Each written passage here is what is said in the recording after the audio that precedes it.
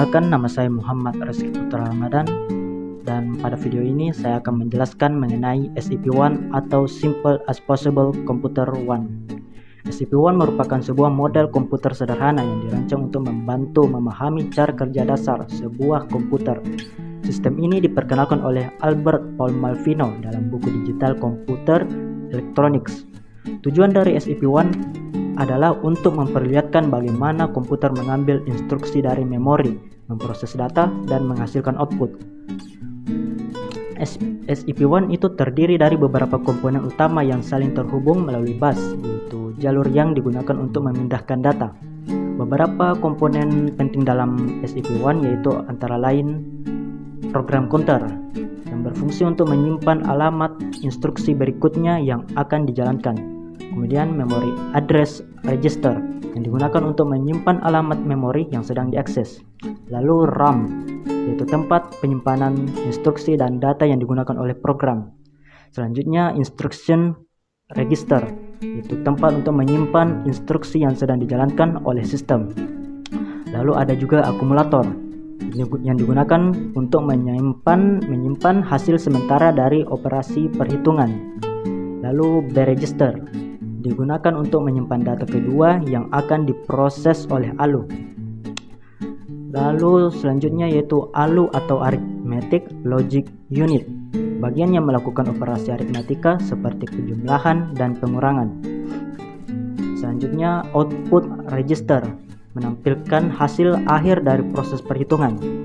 Lalu yang terakhir yaitu control unit yang mengatur seluruh jalannya proses dengan memberikan sinyal kontrol pada setiap komponen. Nah, di dalam SEP1 ini terdapat 6 langkah waktu atau time step yang disebut T1 hingga T6. Langkah ini itu digunakan untuk menjalankan setiap instruksi dalam program. Namun, T1 sampai T3 selalu sama untuk semua instruksi karena merupakan proses pengambilan instruksi dari memori. Pada tahap T1 yaitu untuk mengirim alamat instruksi. Pada tahap ini itu program counter mengirim alamat kemar. Alamat ini itu menunjukkan lokasi instruksi di memori. Dengan kata lain, komputer sedang menentukan instruksi mana yang akan diambil dari memori. Kemudian pada tahap T2 mengambil instruksi dari memori. Pada tahap ini itu RAM mengirimkan isi memori ke instruction register. Artinya instruksi yang tersimpan di memori berhasil diambil oleh prosesor. Kemudian pada tahap T3 menambah program counter. Pada tahap ini program counter bertambah 1. Hal ini dilakukan agar komputer siap mengambil instruksi berikutnya setelah instruksi sekarang selesai dijalankan. Tahapan T1 sampai T3 disebut tahap fetch atau proses pengambilan instruksi. Tahapan instruksi SEP1. Setelah instruksi diambil, maka tahap berikutnya T4 sampai T6 akan bergantung pada jenis instruksi yang dijalankan. Dalam SEP1 terdapat beberapa instruksi utama yaitu LDE atau load akumulator, terus add, sub, out, dan HLT. Pertama, instruksi LDA atau load akumulator. Instruksi LDA digunakan untuk mengambil data dari memori dan menyimpannya ke akumulator. Tahapannya itu T1, alamat instruksi dikirim dari PC kemar. Kemudian pada T2, instruksi dari memori dikirim ke instruction register. Kemudian tahap T3, program counter bertambah 1. T4, alamat data dari instruction register dikirim kemar. Dan tahap T5, data dari memori dikirim ke akumulator. Untuk tahap T6 itu tidak menjalankan apa-apa, hanya sebagai tempat untuk instruksi selesai dijalankan. Ya, dengan kata lain data dari memori itu berhasil dimasukkan ke akumulator. Kemudian yang kedua itu instruksi add. Instruksi add digunakan untuk menambahkan data dari memori dengan nilai yang ada di akumulator. Tahapannya itu T1, PC mengirim alamat instruksi kemar. T2, instruksi diambil dari memori ke instruction register. T3, program counter bertambah 1. T4, alamat data dikirim ke MAR. Lalu T5, data dari memori dimasukkan ke B register. Lalu T6, ALU menjumlahkan data di akumulator dan B register, lalu hasilnya disimpan kembali di akumulator. Lalu instruksi yang ketiga yaitu instruksi sub. Instruksi sub ini digunakan untuk mengurangi nilai akumulator dengan data dari memori. Tahapannya hampir sama dengan add, yaitu T1, PC mengirim alamat ke MAR. T2, instruksi diambil dari memori ke instruction register. T3, program counter bertambah 1. T4, alamat data dikirim ke MAR.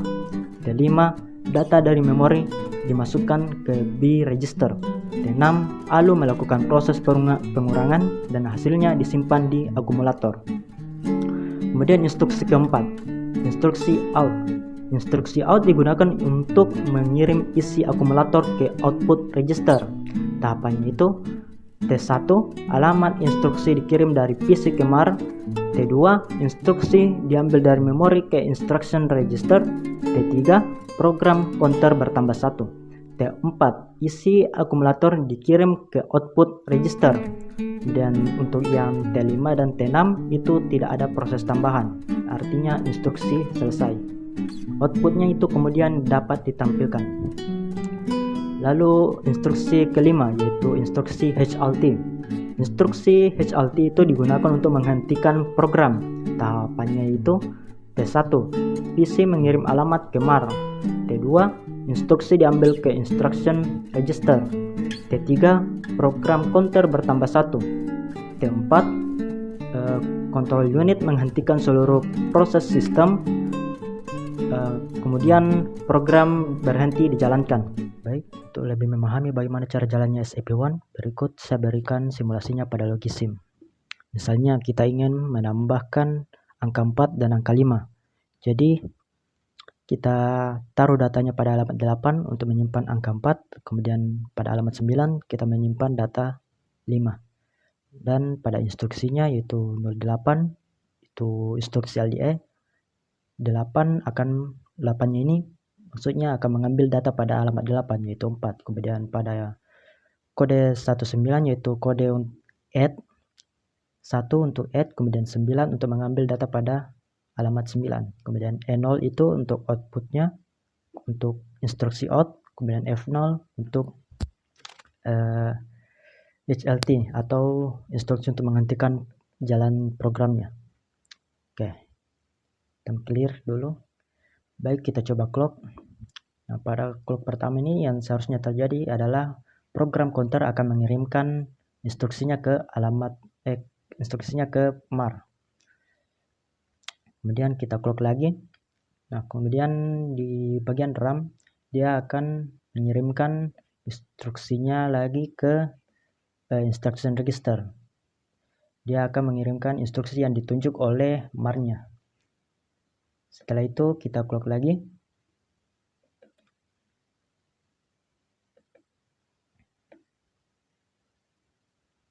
Maaf, kita ulang dulu.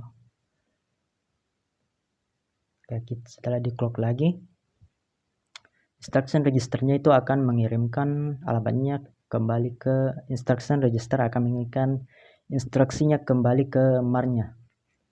Setelah itu kita clock lagi. Nah, dapat dilihat di sini program counternya bertambah 1, sehingga setelah instruksi yang sekarang berjalan yaitu LDA, ketika selesai dia akan berpindah ke instruksi selanjutnya. Nah, dapat dilihat juga di sini di RAM-nya dia itu mengirimkan data 4-nya ke akumulator. Di sini yaitu 001 sama dengan 4. Kemudian kita clock lagi. Nah, pada tahap ini itu tidak dijalankan apa-apa karena memang pada tahap T6 tidak ada yang dijalankan. Setelah itu kita clock lagi. Nah, sekarang kita masuk pada instruksi add, di mana program counter akan mengirimkan instruksinya ke MAR. Setelah itu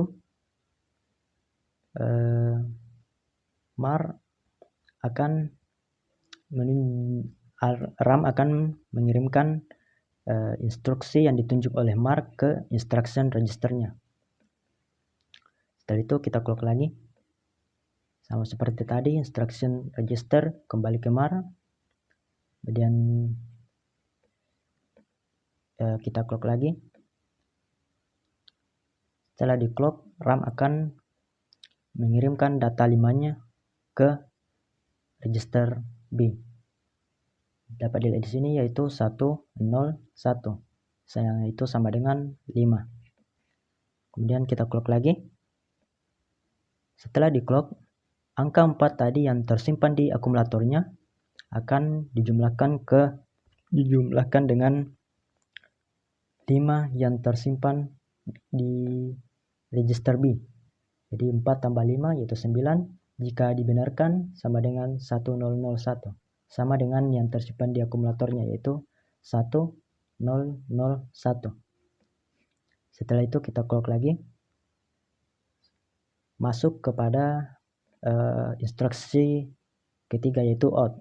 Dapat dilihat di sini juga program counternya sudah bertambah 1. Setelah itu kita clock lagi. Jalannya itu sama dengan instruksi-instruksi sebelumnya. Itu mengirimkan instruksi ke register, kemudian register ke MAR. Jadi kita bisa langsung skip saja ya, sampai pada outputnya. Nah, dia mengirimkan instruksi ke instruction register.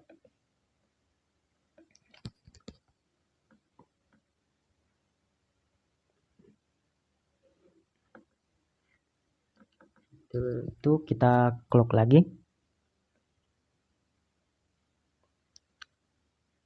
Dia mengirimkan instruksi ke MAR. Nah, setelah di clock, dia akan menampilkan outputnya di sini yaitu 9, hasil dari penjumlahan 4 dan 5. Setelah itu kita clock lagi, masuk ke instruksi HLT. Nah,